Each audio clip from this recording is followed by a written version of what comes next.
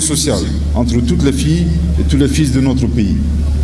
Pour soulager les populations en général et les plus démunis en particulier, le gouvernement du Mali, sous le leadership de son Excellence, le général d'armée Assimi Goïta, président de la transition, chef de l'État, a organisé cette opération qui sera étendue cette année à l'ensemble du territoire. Et en 13e région, le commissariat à la sécurité alimentaire s'est déjà mis à la tâche. Il a lancé samedi à Djouila la distribution de vivres dans le cadre du mois de Ramadan et du mois de Carême. Il s'agit de 20 tonnes de riz et 2 tonnes de dattes. Compte rendu Moustapha Doumbia et Issaba. C'est un appui du commissariat à la sécurité alimentaire dans le cadre du mois de Ramadan et du mois de Carême 2025. Les bénéficiaires sont donc des communautés musulmanes et chrétiennes, plus les Recotrade, réseau des communicateurs traditionnels pour le développement, une initiative du gouvernement saluée par l'exécutif régional. Dans le cadre du mois de Ramadan et très prochainement le Carême des chrétiens, l'État, à travers le commissariat à la sécurité, vient de nous faire un geste également. Nous ne pouvons que remercier l'État pour ces nombreux gestes humanitaires. Cela dénote la présence de l'État. Cela prouve à suffisance que l'État est toujours aux côtés de nos citoyens. C'est un total de 20 tonnes de riz et 2 tonnes de dattes pour les ménages démunis de la région de Djouila. Cet appui est venu à un moment opportun. Il va beaucoup aider les musulmans durant ces mois de Ramadan. Ces gestes prouvent que les autorités pensent à nous les musulmans. Vraiment, nous saluons nos autorités et nous rendons grâce à Dieu. Ces gestes nous rappellent la bonté et la solidarité telles que demandées par la Bible. D'autres couches sont concernées par cette distribution des vivres du commissariat à la sécurité alimentaire. En 13e région, toujours, des efforts sont en cours pour que l'administration soit présente dans le cercle de Banko. Information partagée jeudi dernier par Madame le gouverneur de la région de Djouila. C'était au terme de sa visite de prise de contact avec la population de Banko. Une prise de contact couplée à la visite de certaines infrastructures. Compte rendu Moustapha Doumbia.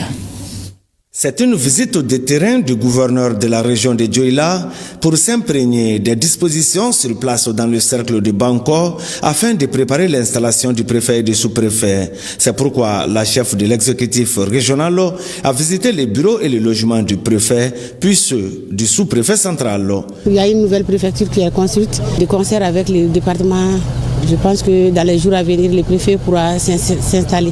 La délégation a aussi visité l'agence du réseau des micro-institutions de croissance des revenus de Banko et les centres solaires de la localité. La visite de terrain est couplée à la prise de contact avec la population du cercle de Banko. À l'endroit des populations aussi de Banko, je leur dis d'être unis, d'être solidaires aux actions de la transition, de soutenir les actions du président de la transition, son Excellence le général d'armée Assimi Goïta et son gouvernement. Nous avons fait des propositions au niveau des plus hautes autorités de la transition afin que cette route soit goudronnée. La gouverneure et sa délégation ont aussi rendu visite aux notabilités qui ont fait des bénédictions pour la région et pour le pays. La direction régionale de la protection civile de Tombouctou et Taoudéni ont célébré ensemble samedi 1er mars la journée mondiale de la protection civile. Le thème retenu est la protection civile garantit la sécurité de la population. L'événement vise à rendre hommage aux soldats du feu, nous dit Saloum Konati.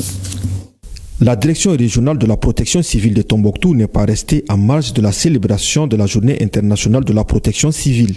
Célébrée pour rendre hommage aux soldats du feu à Tombouctou, cette commémoration est marquée par des exercices de simulation visant à démontrer la promptitude des hommes à intervenir sur le terrain. La protection civile veut également alerter tout un chacun sur les conséquences économiques des catastrophes, sur les infrastructures, les constructions et les acteurs économiques. Ainsi, il est nécessaire de les protéger car les catastrophes n'épargnent aucun secteur. Le chef de l'exécutif régional a félicité la direction pour la bonne tenu de l'événement, mais aussi encourager les éléments tout en les exhortant de garder la main pour la réussite des opérations futures. Les agents de la protection civile, à commencer par le directeur régional de la protection civile, tous les agents, je les félicite énormément. Je les félicite pour les efforts, je les félicite pour leur professionnalisme. Ils nous ont fait assister tout de suite à un exercice qui nous a montré leur capacité, leur savoir-faire pour sauver la population, pour sauver les victimes des catastrophes et autres, surtout un cas d'incendie ici. Cette cérémonie a été également marquée par la remise officielle des clés de nouveaux véhicules qui viennent renforcer les capacités opérationnelles de la direction. Atelier national de mise en place et d'appui au fonctionnement de la plateforme verte des femmes de la Grande Muraille Verte du Mali. En clair, il s'agit d'un outil qui doit servir d'interface entre les femmes et les autorités sur les questions environnementales, climatiques, entre autres. L'initiative émane de l'Agence nationale de la Grande Muraille Verte et bénéficie de l'accompagnement technique et financier du PAM. Reportage Bokari Koulibaly. Proposé lors du Forum Femmes et Environnement à Niamey en mars 2018, ensuite adopté en Conseil des ministres, l'initiative La plateforme verte des femmes de la Grande Muraille Verte voit les jours au Mali. Les responsables de la Grande Muraille Verte du Mali, accompagnés des acteurs du secteur environnemental, planchent sur la question. Ils sont réunis à la faveur de la mise en place et l'appui au fonctionnement de la dite plateforme. La plateforme verte des femmes a pour mission d'assurer l'encadrement et servir d'interface entre les membres et les partenaires au développement. C'est un organe consultatif apolitique, interactif, de mise en relation, d'échange et de communication entre les femmes de l'espace Grande Muraille Verte. Cet outil qui se veut un moyen de réponse aux défis climatiques et environnementaux représente une véritable aubaine pour les femmes et les responsables de l'Agence nationale de la Grande Muraille Verte. Ensemble, nous allons renforcer nos capacités, partager nos expériences et développer des stratégies innovantes pour lutter contre les défis environnementaux qui nous menacent. Ainsi, nous nourrissons l'espoir de voir la naissance de la plateforme verte des femmes apporter une nouvelle impulsion à la dynamique de mise en œuvre de la Grande Muraille Verte au Mali, dans un contexte où le Mali s'apprête à accueillir la présidence des organes de l'Agence panafricaine de la Grande Muraille Verte. À noter que cette initiative de l'Agence panafricaine de la Grande Muraille Verte est rendue possible grâce à l'accompagnement technique et financier du Programme alimentaire mondial. L'ONG World Vision Mali a organisé un café de presse mercredi pour faire le bilan de ses réalisations en 2024 et donner les perspectives pour l'année 2025. Les travaux de la rencontre étaient dirigés par le directeur national de World Vision Mali, Inaba, pour les détails. Pour sa traditionnelle rencontre, l'organisation internationale World Vision était face à la presse.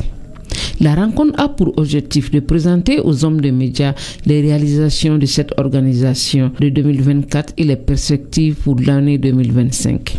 Dans le domaine de l'assistance alimentaire, donc c'est 458 000 personnes qui ont bénéficié d'une assistance alimentaire par le biais de nos programmes dans les zones d'urgence, donc du centre et du nord.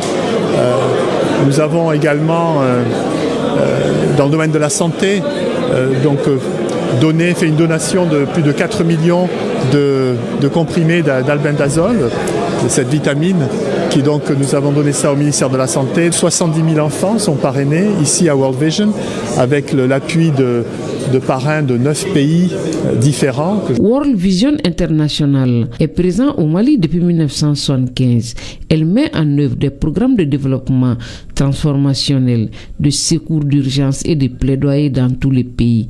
En perspective, l'année 2025 voit la poursuite des activités. Dans le domaine du WASH, nous envisageons donc de donner l'accès à l'eau potable à 180 000 personnes supplémentaires, avec également 130 ou 150 nouveaux forages. Donc ça, c'est une activité importante. Et donc nous allons démarrer un programme très intéressant dans la commune 5 de Bamako, Nous allons continuer dans le domaine de la santé. Nous allons également mettre en place beaucoup plus de programmes qui allient donc le développement, l'humanitaire et la cohésion sociale. Pour rappel, World Vision dispose d'un bureau permanent à Bamako depuis 1982. Elle travaille en étroite collaboration avec les enfants, les ménages, les communautés, les autorités locales et les partenaires dans les régions de Kay, Koulikoro, Sikasso, Koutiala, Ségou, San, Mopti, Banyankara, Gao, Tombouctou et le district de Bamako. Le travail bien fait paye toujours. C'est le cas de plus de 20 agents du ministère de l'Agriculture et celui de l'élevage et de la pêche au titre de l'année 2024.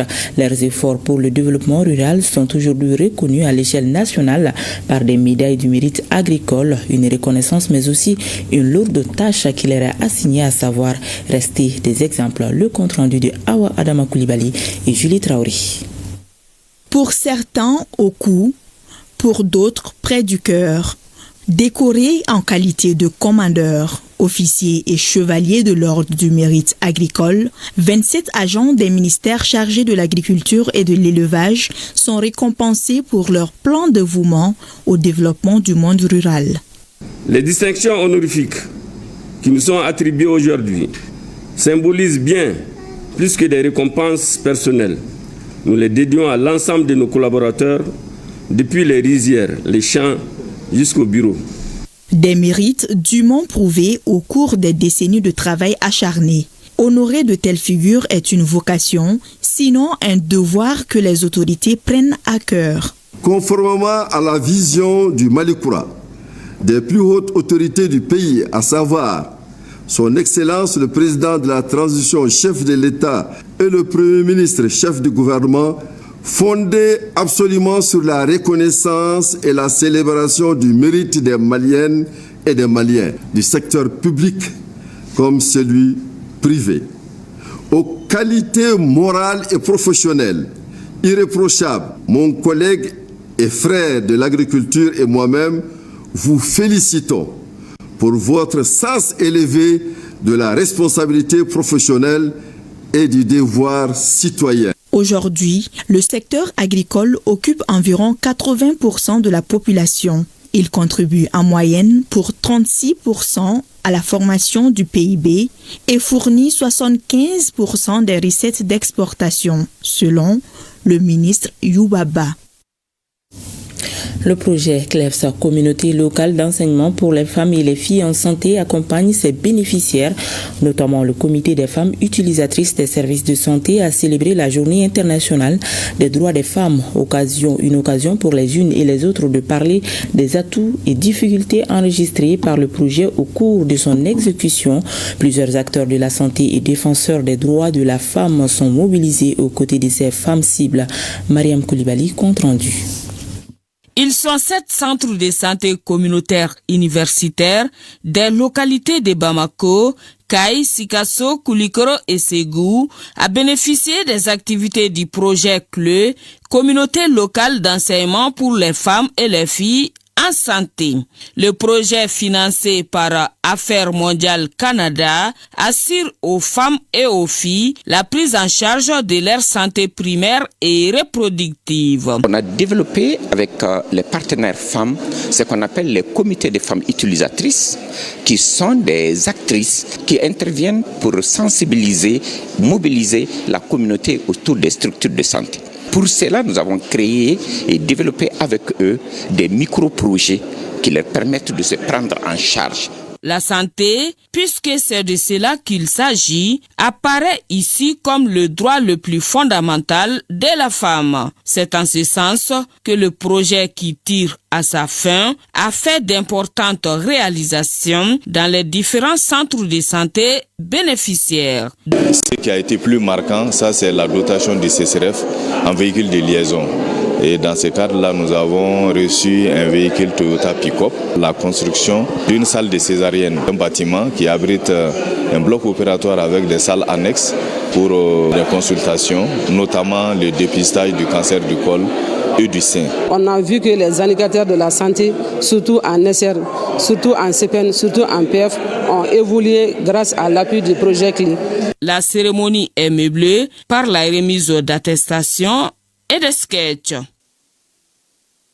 L'ONG Holocus a procédé samedi dernier à la remise d'attestations à 120 jeunes diplômés sans emploi. Ces jeunes ont bénéficié de formations dans des domaines comme l'anglais, la logistique, le suivi et évaluation, entre autres. Une formation octroyée à travers le projet Emploi pour tous de l'organisation. L'initiative vise à contribuer à lutter contre la consommation des drogues et le chômage des jeunes. Bokari Koulibaly pour plus de détails.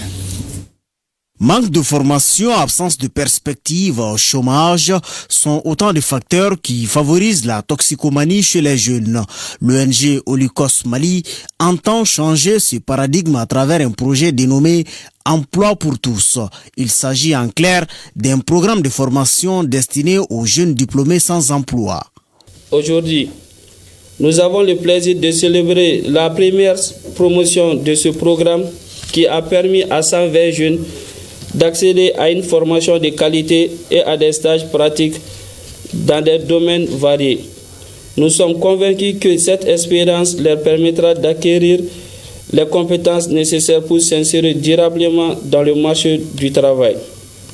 Désormais outillés, les auditeurs de la formation se disent prêts à servir partout où besoin sera. Je suis très satisfait de cette formation parce que c'était un rêve pour moi d'intégrer une ONG en 2025. Depuis que ce programme m'en a ouvert la porte, c'est un appui qui pourra m'aider à lier un peu les théories à la pratique. Cette cérémonie a été mise à profit pour renforcer davantage les auditeurs sur le leadership. À cela s'est ajouté un panel sur l'inadéquation entre formation et emploi, un cadre interactif qui aura permis de donner quelques orientations pouvant aboutir au succès. Congo Fitini, c'est le nom d'un livre qui vient de paraître. Il est signé Arnold Grosjean, un ressortissant belge résidant au Mali depuis 2008. Photographe de son état, l'auteur s'intéresse beaucoup à la vie des enfants de la rue. Dossier Baba Diarra et Abdoulaye Samake ont assisté à la cérémonie de présentation du livre suivant. Congo Fitini, ou en français Problème mineur, est un livre de 222 pages comportant les photos des enfants de la rue. Dans la confection du livre, ces photos sont toujours accompagnées de récits qui expliquent les sentiments de ces enfants en situation dramatique et de désespoir. Le plus souvent dans la rue, Congo Fitini est également une petite fenêtre sur la vie des enfants de la rue. Son auteur tient à contribuer à la recherche des solutions susceptibles de les aider à s'épanouir. Raison pour laquelle plusieurs personnalités et responsables d'ONG ont été invités à cette cérémonie de présentation. C'était en 2013 et ce qui m'a poussé à commencer cette thématique, c'est déjà de voir ces enfants de la rue. C'était pour moi quelque chose de nouveau. C'était mes premières années au Mali et donc ces enfants m'ont vraiment interpellé en fait. Ce n'est pas un problème mineur, c'est un problème capital. Ce sont les enfants du Mali, des enfants qui à un moment, pour des raisons diverses, ont dû quitter leur famille, soit parce qu'ils sont victimes des déplacements forcés dans le centre, soit parce que les parents n'ont pas les moyens de soutenir. L'ouvrage a pu être réalisé grâce à la collaboration du Centre Scout Kids, un centre d'accueil et de formation pour les enfants de la rue. Kids, c'est un centre de loisirs pour les enfants. Là, on fait plein d'activités, que ce soit basket, natation, taekwondo, boxe, cours d'anglais, etc. Et on a l'association aussi qui s'occupe des enfants de la rue. Et les enfants de la rue sont présents avec nous 3 fois par semaine. On fait des ateliers avec eux de sensibilisation sur l'abus sexuel, lutte contre la drogue. Un exposé de l'auteur des livres sur la capture des photos et l'intention de ces enfants a été expliqué au public. Une prestation chorégraphique et une séance d'islam organisée par les enfants en formation dans les centres Scout Kids ont mis fin à la cérémonie. Point final donc à cette édition que nous avons eu le plaisir de vous présenter. Merci de l'avoir suivi à 2 mètres heure, s'il plaît à Dieu.